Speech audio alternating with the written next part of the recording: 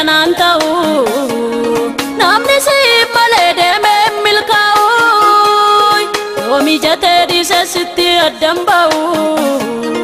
harka kooda qabii akka galma ga'u waan hunduu bareedeef jireenya naan ta'u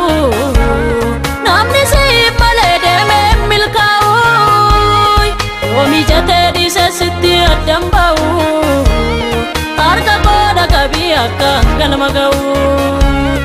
ilaalaa hubadhee argee biyya lafaa waan turuu fakkaata dafee tiddoo badaa yaada koo akkan binne wanti aduu gadi kooftaa koo si qofaaf dinduu agarasi yaada koo akkan binne wanti aduu gadi kooftaa koo si qofaaf dinduu agarasi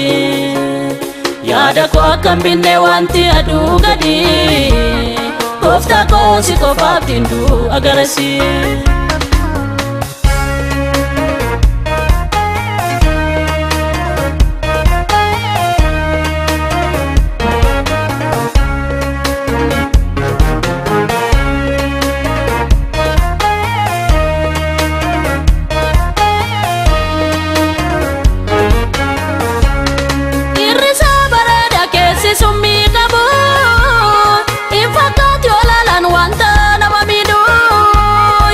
ogummaa bubannaatti meena guddisi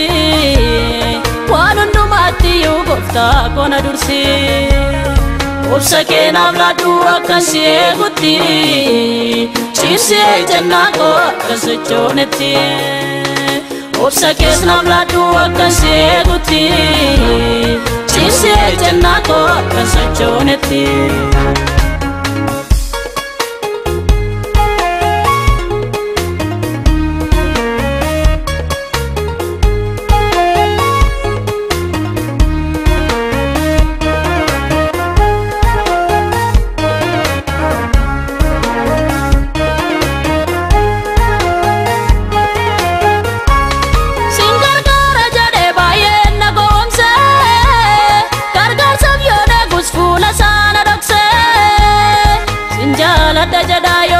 tofaaniin waada galanni isaa yaadatu namni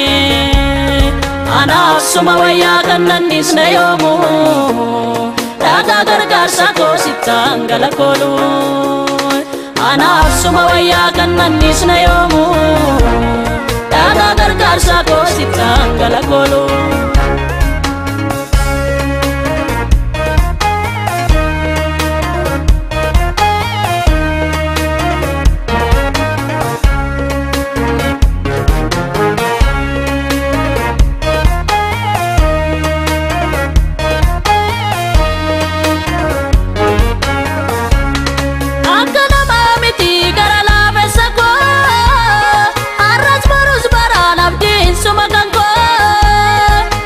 ko yaro yadu Yerusaalem hara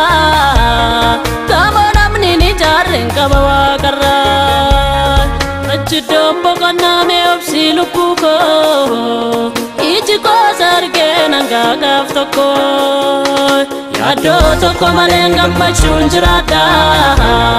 koda kulukulata nis kanirmada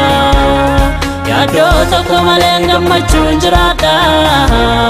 koda kulukulata nis nanirmada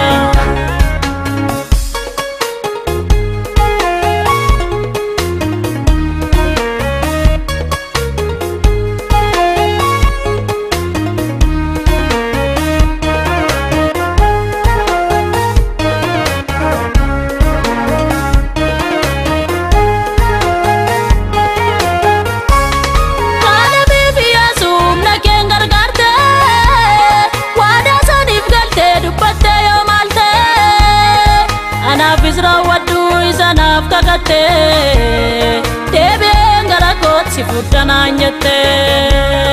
sinee gaya Yesuus ammatii dhuftutti mana kee jiraachuu lubbuun konnee botti karaa koo qajeelchi deemsa koota tolchi siin jalqabeera dhuma koo bareechi karaa koo qajeelchi deemsa koota tolchi